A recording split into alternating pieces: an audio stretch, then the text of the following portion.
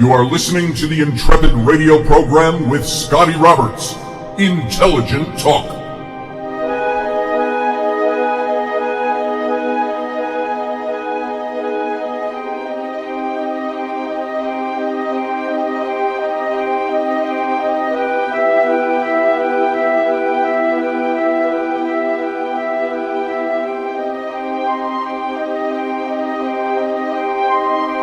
Well, good evening, ladies and gentlemen. It's Wednesday evening. This is Scotty Roberts. You're listening to the Intrepid radio program here on the Odyssey Radio Network.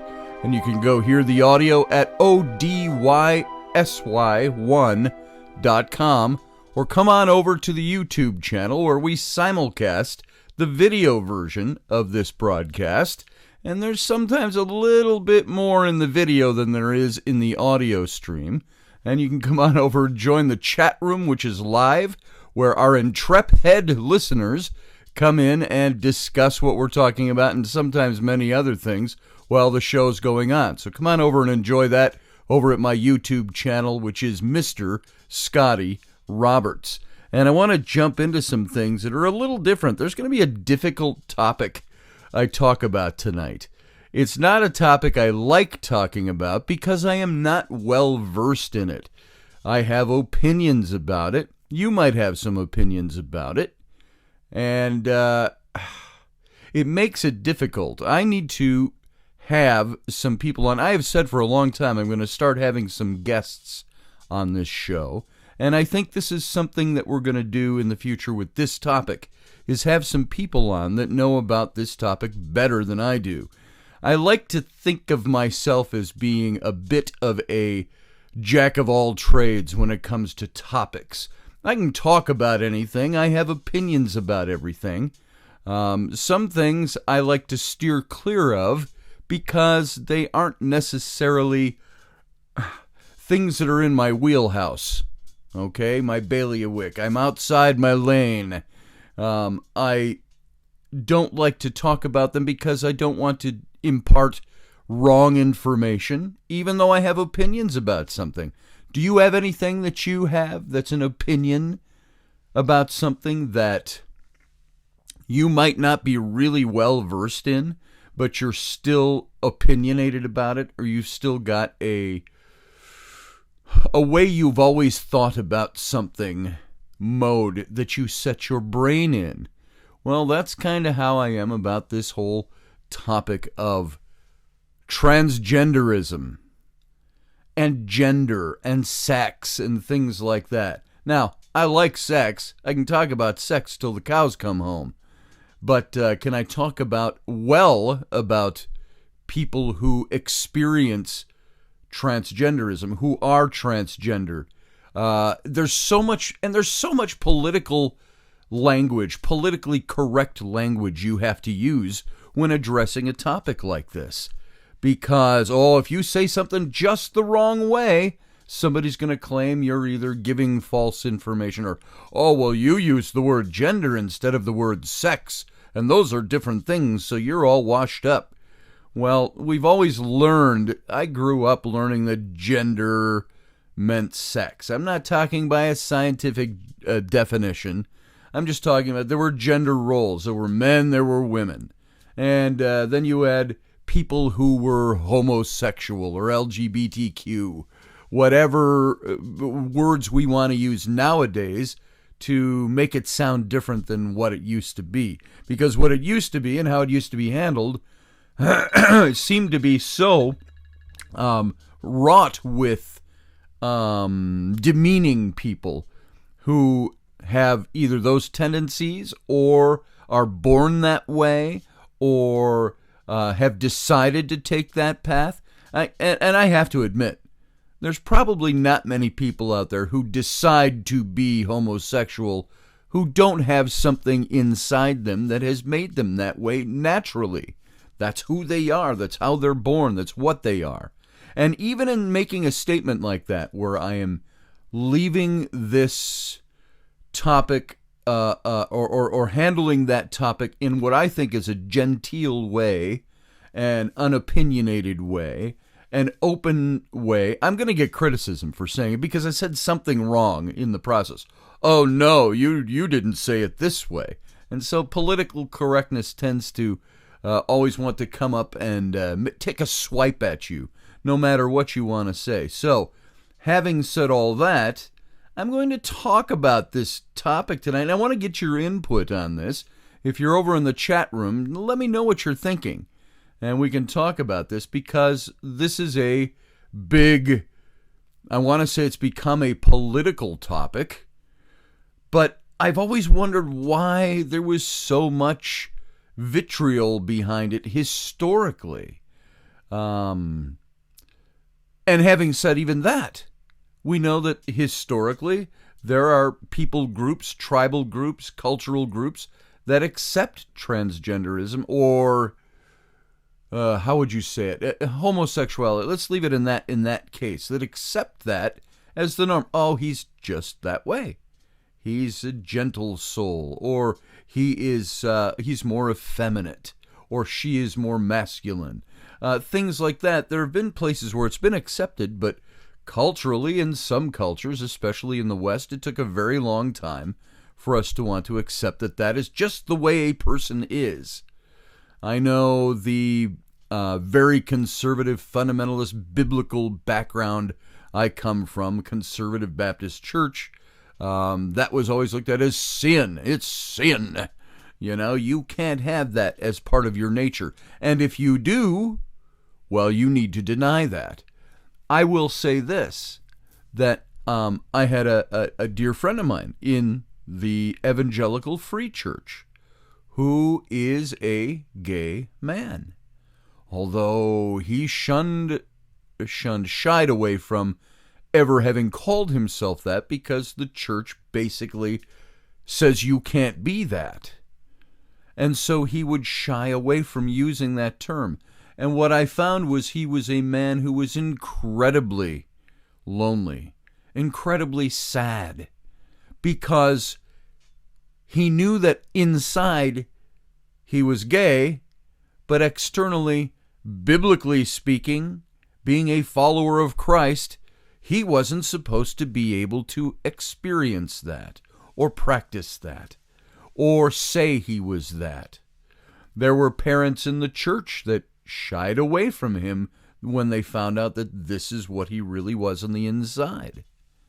Now, the church didn't shun him. The church I happened to be in, an Evangelical Free Church, accepted him as he was. But there were still points where they said, these are things you can't practice in the open. And so I had a problem with that. No matter what my opinion or my feeling was about gay people, homosexuality being natural, being a choice, and so on, how can you, let me ask you this, when you're heterosexual, if you love somebody of the opposite sex and you are drawn to that, can you change that? What kind of person would you be like if you put the stops on that and said, it's wrong, I can't love that other person because somebody told me it's wrong theologically or naturally or for whatever reason? Imagine the kind of life you'd lead if you could not express that, if everything you did was in secret, and if you, on top of it all, actually believed in your heart that what you were doing was sinful and it was your sinful nature and you needed to suppress that in order to be a better person in the eyes of God. Does that mean that God created people like that just to prove some point, just to prove the point of suppressing what you really are? Is something now that argument can be taken across to pedophilia. It's taken into all kinds of weird other things. I for one, am a firm believer against pedophilia, if that's the way you want to put it. I have very strong opinions about that. I also do not see being gay as being the same thing as being a pedophilia or a pedophile. Those are totally different things. I'm not even going to get into that tonight other than just to make mention of that opening the door to say a human being can have natural born tendencies, proclivities, desires to be homosexual is not the same as child loving. I'm sorry, there is a huge difference, and we'll examine that another time, so I don't have to get into a can of worms that I additionally know very little about on a scientific level. All I know is that you do not engage in pedophilia, and if anybody does, there should be dire consequences for that. I have mentioned on this show before, maybe my feelings on that too are also driven by experience in that as a child, I was sexually abused by a male, and I was a small child. I'm not talking about even a child of what we might think is getting close to a consensual age, kids who are in their teens. They try to fudge the line of judgment and fudge the line of consent and so on. I'm not talking that. I was a small child, age of 5 to 6 when this happened to me. And perhaps that has set for me a preconception of that, of pedophilia. I believe this guy was a pedophile. I believe, if I know his name, I don't know if he exists anymore. I haven't bothered to look him up. But I can tell you what, that was over 50 years ago when that happened to me. But at the same time, that is something that established certain modes of operation in my brain as a young child. Would I be a different person today if that hadn't happened to me? I believe that there are consequences that should be entered into for somebody who does that to children. I'm what would you call it? I'm kind of hitting the fringes and the edges of talking about this, and I don't want to talk about that topic tonight of pedophilia. But I think that is an abomination, if you will, to use a biblical word.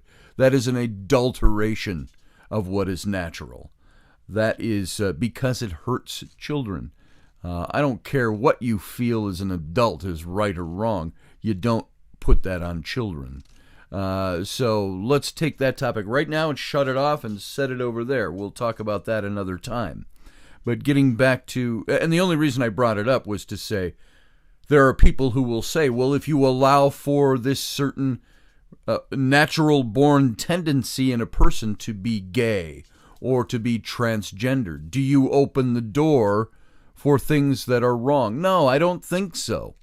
I don't think that you can say just because you have a natural-born tendency to be this way, to be gay, that opens the door for other things. I don't think it does. I think this is why there's so much study done about it. Somebody can have a natural-born tendency to be a psychopath. Somebody can be, and I call that an illness. That's a sickness. That's what people do to other people to harm them. Should we allow that? Should we allow psychopathology to be, it's natural, it's born into that person, so we should be accepting of it? No. There are some natural-born things that are not right things to do. So, again, you can see how even starting to try to talk about any topic where there is such public opinion on this, such public push for political correctness and so on, you can open up a whole can of worms.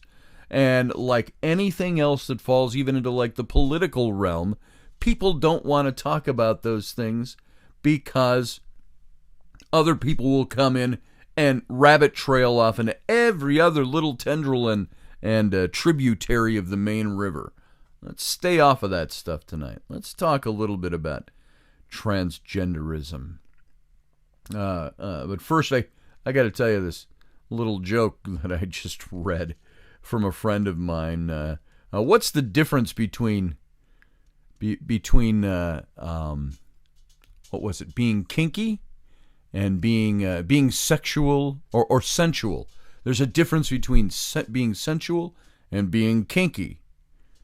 And my friend said, oh yeah? Well, what's that difference? The person came back, when you're sexual, you use a feather. When you're sensual, you use a feather. When you're kinky, you use the whole bird. So, oh my, there's the difference. Now, let's dig into it. I've got some articles called up where I'm drawing a little bit of information. I've got opinions, as you can tell, that I will express on this.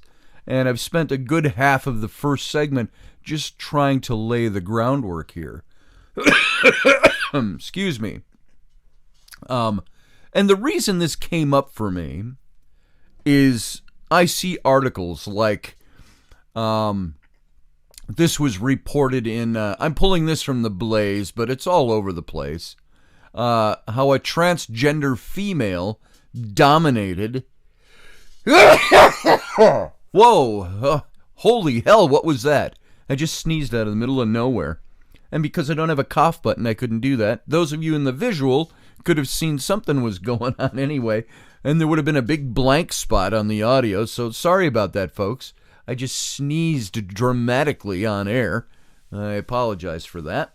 But this article I'm looking for, Transgender Female Dominates at the Master Track Cycling World Championships, and complains how unfair it would be if she had been included, because this is a man who believed he was a woman and became a woman and still is competing.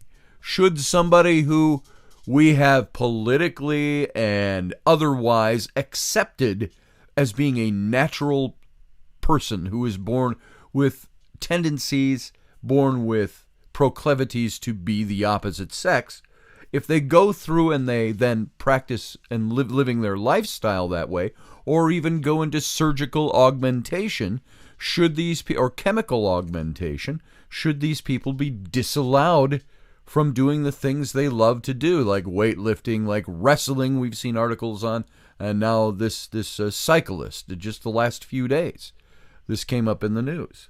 And did she have a little leg up on the competition? This, and by she, I'm talking about who she has transgendered into, transitioned into, a female.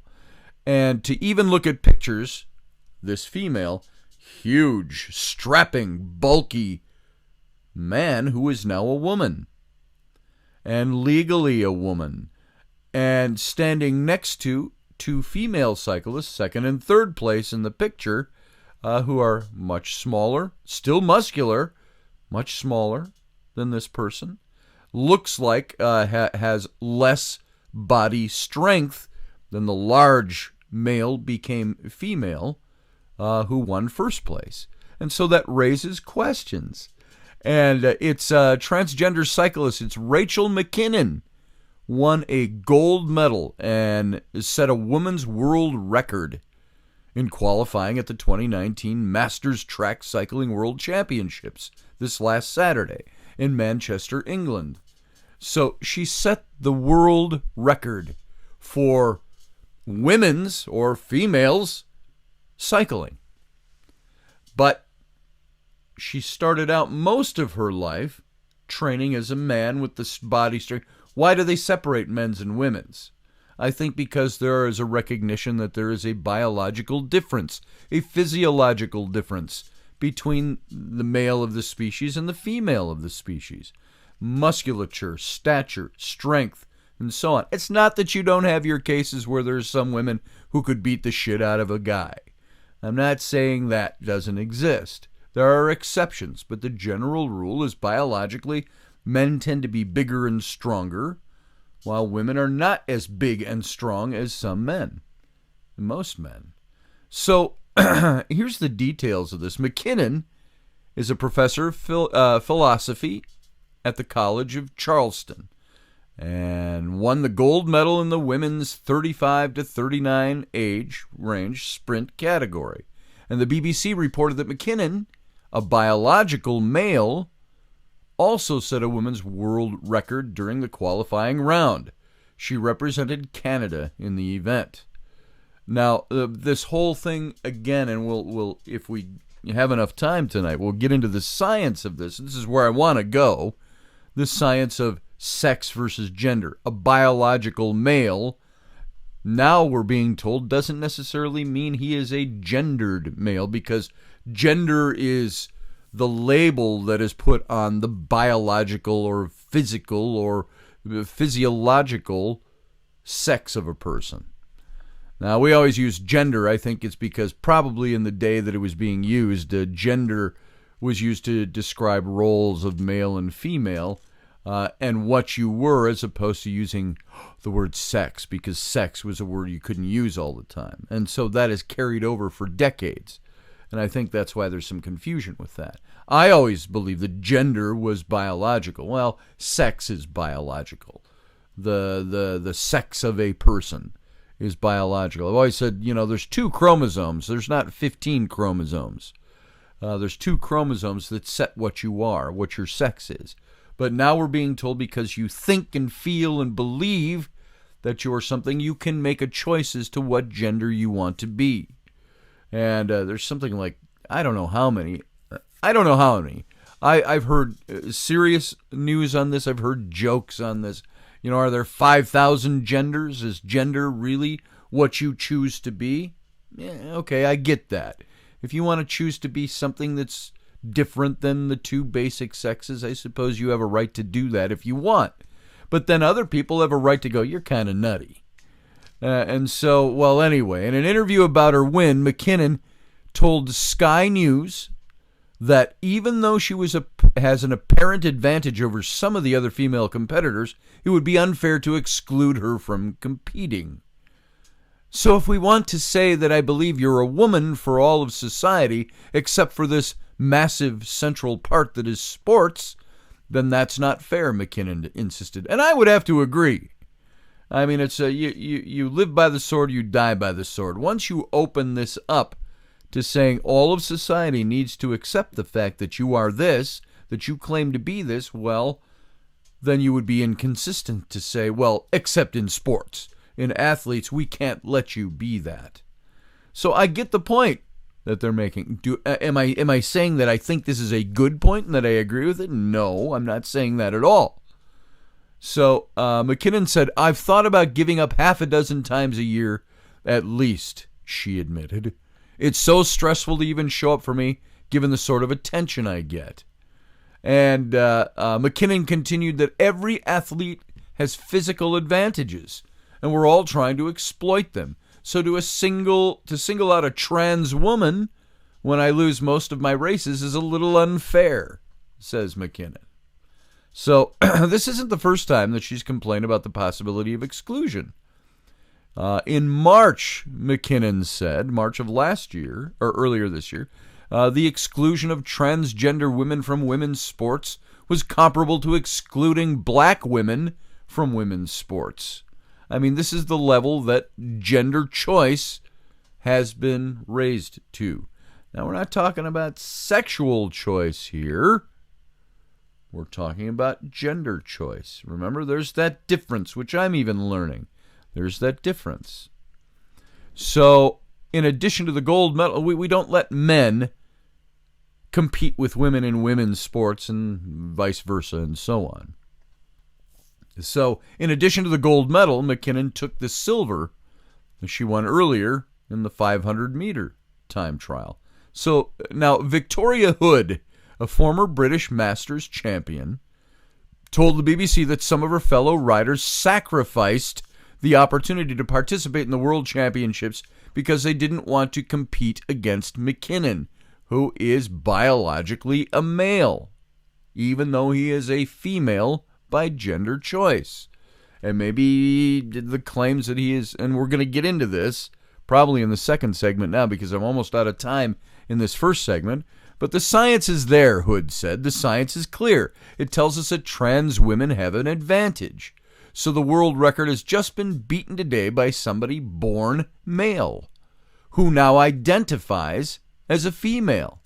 And the gap between them and the next born female competitor was quite a lot. It's a large human right to participate in sport. I don't think it's a human right to identify into whichever category you choose, she concluded. So you see where she's getting. Maybe there should be a new meter now, a new gauge that is set to determine whether or not you can, but then who's going to be discriminated against and who's going to go cry to the world that they're discriminated against because they are now transgendered. So McKinnon fired back at Hood's proclamation in a lengthy statement, which she shared across social media.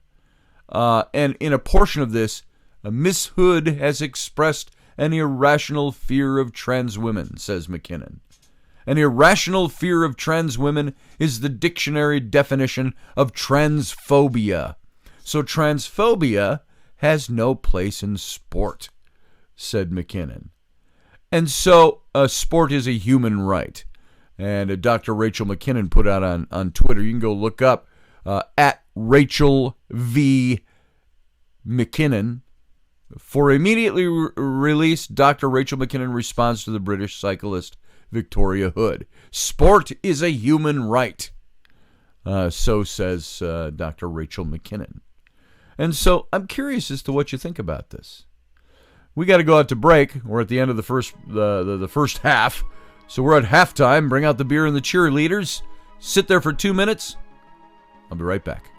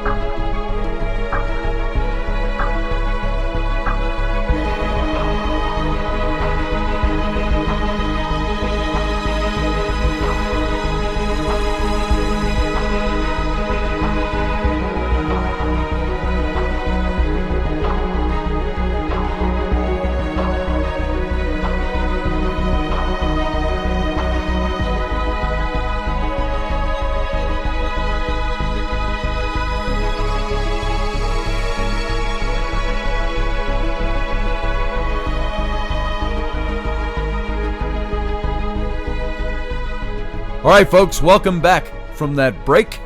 I always say it that way. I don't know why. Welcome back from the break. This is Scotty Roberts. This is my show, the Intrepid radio program.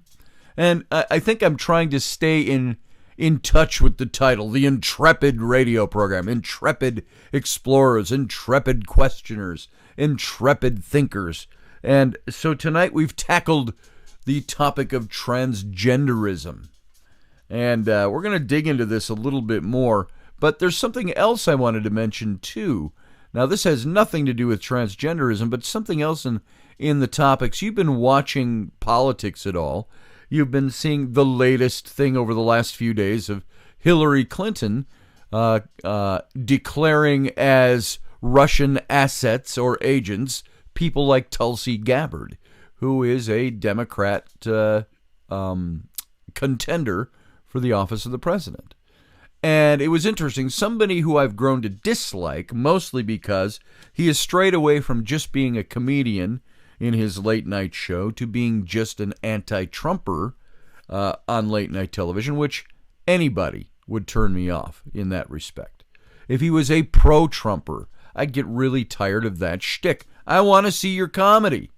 But he's always been a political writer, a satirist, and things like that. But Stephen Colbert, he exposes that Tulsi Gabbard's YouTube videos were suppressed on YouTube while she was trending over Hillary Clinton in that feud of words. And this is the topic I really want us to see, is that I've heard from many quarters that YouTube has become a place where if you have an opinion that they don't like, they will suppress you. They will sink you and bury you in search results. I've heard a lot of this from Steven Crowder. You may or may not like his show, Louder with Crowder. So you go watch Steven Crowder's video. He's conservative. but he's also common sense. But he applies sometimes extreme comic relief to expressing his political views. But YouTube has found every way to show. And this guy, this is how he made his living. Like many other people, he became very well known. And he made a lot of money off of YouTube, off of his videos, because they could advertise during his videos. And so he was monetized. And then they withdrew that because they said his parodies were, and he had to go through all kinds of lawsuits to prove that that wasn't so. But they still bury him on YouTube because he has a conservative point of view. And more conservatives are finding this to be the case on YouTube. And if you're watching live on YouTube, if I were to become as overtly outspoken as, say, Steven Crowder, I would almost guarantee you it would be hard to find me on YouTube. This is and they're pulled out of the top listings. They no longer get listed because their points of view are extreme. To the conservative side, you don't see that happening with the more left or liberal side of things. But the point being made is that Steven Crowder recognized this. And Democratic presidential candidate Tulsi Gabbard's YouTube videos were being suppressed in search results in the United States while she was trending over the last week or so, because it's causing her videos and her channel to show up below videos about her from other pages when her name is searched. And this is according to comedian Steven Crowder, who we mentioned. Crowder posted tweets showing that on October 18th, as Gabbard was trending on Google and social media for her response to allegations by Hillary Clinton that she was a Russian asset, her search results on YouTube in the United States buried Gabbard's own content on the platform. So the YouTube search results on Friday the 18th for Tulsi Gabbard first set to U.S. results, then Spain via VPN. This is what Steven Crowder claimed after he looked into it. But by October 20th, when the furor had died down some, her search results were back to normal, giving the appearance that they could have been deliberately suppressed by YouTube, which would be in league with what YouTube has been doing during the time when people were most likely to be searching for her name. So both Crowder and Gabbard have significant histories of conflict with big tech companies. Now, keep in mind, Gabbard, I don't agree with a lot of her political ideologies, but I respect her as somebody on the left. I like her above all else on the left because of who she is. She's a major in the National Guard, Army National Guard, active now. She served as a combat vet in Iraq. She was in combat. She supports our flag and our country. There's many things about her I like, despite not liking her political ideologies. So most recently, Crowder discovered that YouTube search results for his page and video in the U.S. were being treated unusually by YouTube algorithms, causing direct searches for his most popular videos to yield results that buried his actual page and videos below videos about him from others, less popular pages.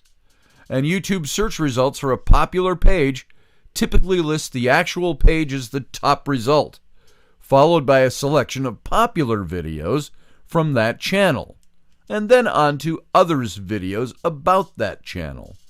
But for Crowder, his channel wasn't even at the top result, because everybody else's opinions about him were coming up first. So in other countries, Argentina, for example, Crowder's YouTube search results were showing normally. It was only for those searching in the U.S. that his videos were apparently being suppressed by the algorithm, which, of course, YouTube denies. After Crowder publicized the problem on his Twitter page, his website, and the YouTube channel, something changed. His search results all began showing up normally after he started to complain about this publicly. He also went to YouTube, by the way. And Gabbard has also had some issues with Google. In June, after the first Democratic presidential primary debate, Gabbard the Gabbard campaign attempted to buy Google ads to make sure the campaign page was at the top of search results for her name. Gabbard had been the most searched for candidate after the debate.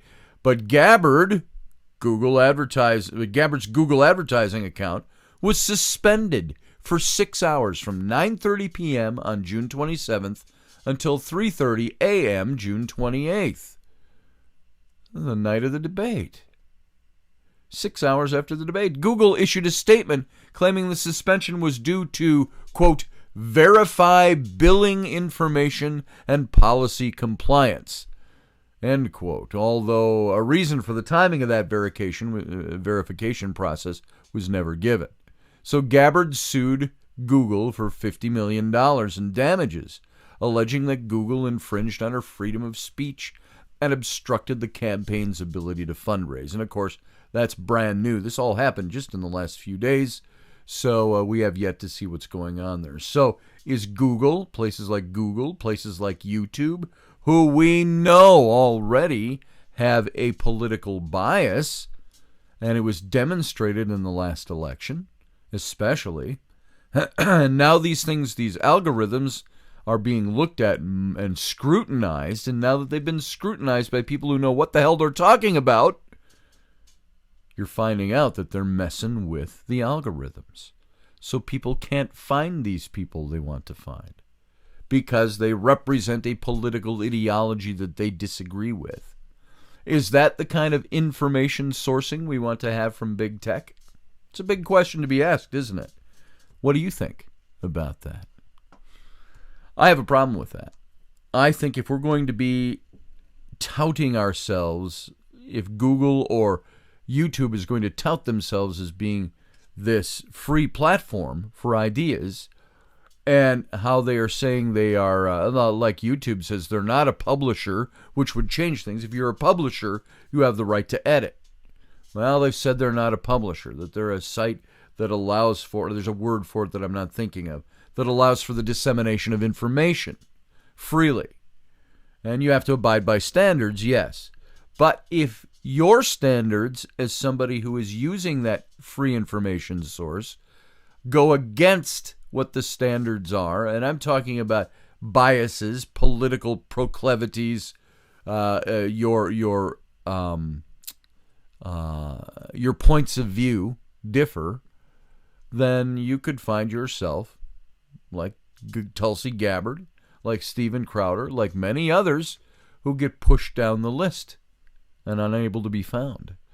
And so is that the fairness that they say that they have, or is that them trying to set the world agenda and to affect the way people in this country get their information, especially when they are pushing themselves and they have become, Google and YouTube, two big sources for garnering political information and any kind of other information that's out there. So there you go. It'd be like saying the Smithsonian Institute, in putting out historical information, refuses to show the historical information of people of color and suppress that. So you have to go to the back room in the drawers to find out that information. You know, it's that kind of a thing that's going on. Is that then really something that we should look to as our sources for information? It's a big question to be asked. All right, let's get back into this whole transgender question. And I haven't left ourselves lots and lots of time to talk about this. We got about 15 minutes here to hit this up a little bit more. But I think it will be enough to give us an introduction to this. And I want to look at, I've got some information here, and I don't know this topic as well as I could. I will say this. I have friends who are transgendered people. I have a young man who is somebody that I met through my daughters, who I would never have known was once a woman. Other than that, he's kind of a really pretty guy. He's good looking. He kind of looks like Rob Lowe did back in the 80s and the early 90s when he was in his 20s and 30s. He's got those kinds of features to his face, but he's a very square, chiseled jaw. This person I'm talking about, very muscular, does a lot of exercise, a lot of biking, has facial hair, had a goatee and a mustache and stuff like that. And I never would have known that this person was not originally born biologically a woman. This is a woman who has become, what's the word I'm looking for? Why am I blanking on the word? Transgendered, has crossed over and become a man, taking the hormones, doing the things that are necessary to suppress the sex she was born to be in order to create the person she believes she is by choice. So there's three. I have my own daughters once challenged me when I made a comment about transgenderism and said, well, what would this person think if you said that? And I said, well, this person, I have talked about this. We started to talk about this. But there are strong opinions out there. And so this becomes one of those taboo topics to present any information from a different point of view other than one that supports the political correctness of it. So I, excuse me, again, almost over this cold. You can hear it's still there. And my doc said I got about 6 weeks. Last week said I got about 6 weeks of coughing left before I'm over this. So hopefully it'll diminish itself along the way here. So there's 3 facts about genderism that I want to look at this because this is what the media ignored to push during the whole Caitlyn Jenner hero story. Remember Caitlyn Jenner, Bruce Jenner, who, back when I was in college, Bruce Jenner won the gold medals and all of that. And so he was an athletic hero. He was a celebrity. Then he got tangled up with the Kardashians and all of that. No matter what your opinion is about the Kardashians, I don't have any vitriol. I just don't care. I don't care about the who cares? Shut up, Kardashians. So, but there was a book by Ian Halperin, who is the author of Kardashian Dynasty, The Controversial Rise of America's Royal Family. Well, I just want to gag myself when I say that, but this is the way they are viewed as celebrities. The book claims that multiple sources told them that the former Olympian, Bruce Jenner, had been miserable for months and is considered transitioning back to a man.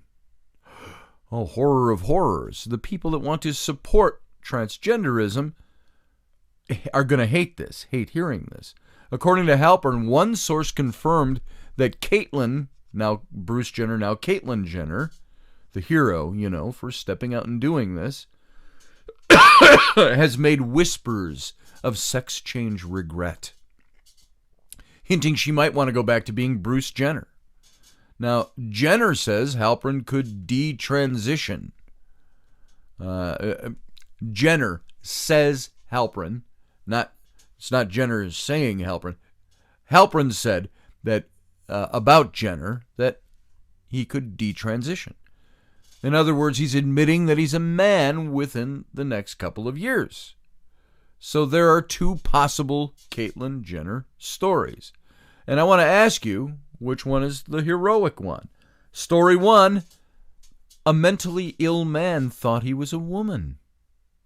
There's the big buzzword that's going to have me attacked left and right for saying it. Well, for those who are aware that I say it. Is transgenderism the result of being mentally ill? And by mental illness, that has such a negative connotation. Somebody who has psychological or emotional issues. You could soften it by even saying it that way. Thought that they were a woman, was reinforced in this perspective by a pervasive media and a pathetic medical establishment, urging him to overrule his own second thoughts about it, underwent surgery and hormone therapy, and realized that surgery and hormone therapy do not cure mental illness. it augments the body, and it augments some of your thing. It augments the kind of hair you can grow, and the boobs you grow, and the testosterone levels you have, and so on. But what if that person regrets his suffering and is finally considering detransitioning? Rocky and I talked about this once, and I wasn't being funny about it. I said, what if you go through that surgery? What if you're a guy who believes that you're a woman or has those tendencies inside and you want to enact that out and you have your junk cut off and you have a fake vagina made, you put in implants, you take all the hormones. What if a year or two down the road you go, wait a second, I don't think I'm a woman, and I really do believe I'm a man. What do you do once you've augmented your body? Okay, that's story one. Story two, a man magically becomes a woman, but this woman now wants to become a man. So pick one of those. The Department of Justice suggests that Americans forced to embrace story number two about the magic, instead of recognizing suggests that Americans be forced to embrace number two. And number two, what did that state again? A man magically became a woman, but this woman now wants to become a man. That this is what most people are forced to embrace. Instead of recognizing the reality of mental illness and media exploitation, we'll all be told to repeat story two until it becomes the second nature of how we talk about these things, or be called bigots, or have our businesses and states boycotted, or be fined. And the reality of sex and the reality of mental illness must be memory hold. And those who suffer from mental illness, driving them to believe fictions about their own sex, must be forced to embrace that mental illness as reality. So here comes some truths that could have stopped this charade if society actually cared about the truth of matters. We've been talking about truth the last few days. What's the truth? Number one, suicide rates among transgenders do not decrease thanks to sex change surgery. Were you aware of that? The suicide rates among transgenders don't drop after surgery. 41% of transgender people attempt suicide sometime in their life, and just 4.6% of the rest of the population does.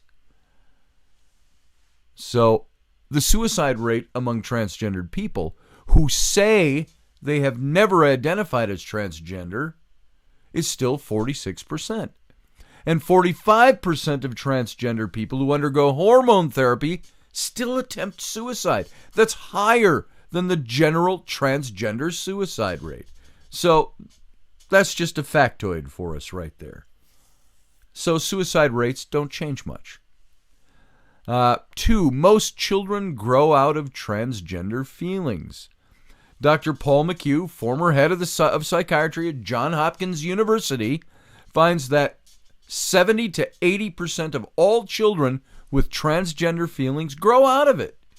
This is simply because the media has already told parents that children confused about their sex should consider whether they're transgender. There was something in the news just in the last 2 days about a guy divorced from his wife. His ex-wife is giving their, was it a 5 to 7 year old child? Not pituitary. My words are confusing my head. Pubescent, puberty blockers at age 5 to 7, in order to continue down the path of the child saying, the mother really encouraging the child to say that they think they are the opposite sex, a little boy wanting to become a girl. And the father just lost this case in court, that he can't stop her from doing that. So the father has no rights. It's a whole nother issue when it comes to divorce over kids. So 70 to 80% of all children with transgender feelings grow out of it. So we shouldn't. What responsible parent out there would give their kids medications to support transgenderism when that child doesn't even know how to spell the word unsubstantial, or spell the word whatever. You know what I'm saying. I'm worked up a little bit emotionally, so I'm trying to find the right word for it, the right example for it. We got kids that don't even know what a penis and a vagina is yet, other than by just looking down and saying, hey, I'm a little different than mommy, or I'm a little different than daddy. Those kids, since when should we support their notion that they might be the opposite sex when they don't even know what sex means other than what parents have instilled on them? I got to tell you, if my 4-year-old girl today said she was a boy, I'd say, okay, that's fine. You can think that all you want. Life goes on. Let's see where you're at when you're 20. So, or when you're 18, let's see how you're feeling about that. I'm not going to suppress it. I'm not going to beat her. I'm not going to do anything like, but I got to tell you something. A kid who is between the ages of 3 and 7, that is child abuse from the parent. That is my firm opinion. You don't use puberty blockers to support a social agenda of transgenderism on a child who is 3 to 5. You're going to have the most fucking screwed up child by the time that child gets into their teens. And parents, you are creating disaster. The third thing here is that transgender regret is very real. Walt Heyer, a man who underwent sex change surgery then regretted it, writes in The Federalist, the study commissioned by The Guardian of the UK in 2004 reviewed 100 studies and found 20% regret. Consider the findings of a 2011 Swedish study, not the study Ms. Costello used, published 7 years after the 2004 UK review.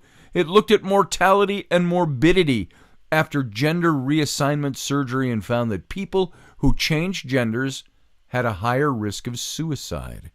In this study, all sex reassigned persons in Sweden from 1973 to 2003, 191 male to females, 133 female to males, were compared to a comparable random control group. The sex reassigned persons had substantially higher rates of death from cardiovascular disease and suicide, and substantially higher rates of attempted suicide. Gender surgery is not effective treatment for depression, anxiety, or mental disorders. And I'm almost at the end of my time. And by the way, Caitlyn Jenner, showed very early signs of regret. There was a story in Vanity Fair that talked about it, talked about his transgender heroism. And you'd have to go look that up and read that. I don't have time to go into that. But the media and the Obama administration have a narrative. Sex doesn't exist. But it does exist, folks. And it isn't malleable. You can't just change this at a whim. And Caitlyn Jenner was always a man, no matter what he chose to call himself. And if the media forces him into a lifetime of suffering just to double down on their own cruel agenda, his suffering is at least partially on them. And you know what? We're at the end of the show. I hate to say that, because there's so much more to say on this. But I once encountered a guy who was transgender going through the process. Everything he said on social media was about how terrible he felt about himself, how he's suicidal, he's sad, and he thinks that this is going to solve the problem for him. I think it's going to increase the problem for him. Maybe we'll talk about this a little bit more tomorrow. Maybe we'll pick it up on Rocky's show today a bit. We'll see what the agenda is for Rocky's show tonight. So, folks, thanks for listening. It's very opinionated. It's a very tough topic. But I want to see what you think about this. There's more to it than the politics and the political correctness of it. So there you go. Gotta go. Thanks for listening. 23-hour break, and we'll be right back.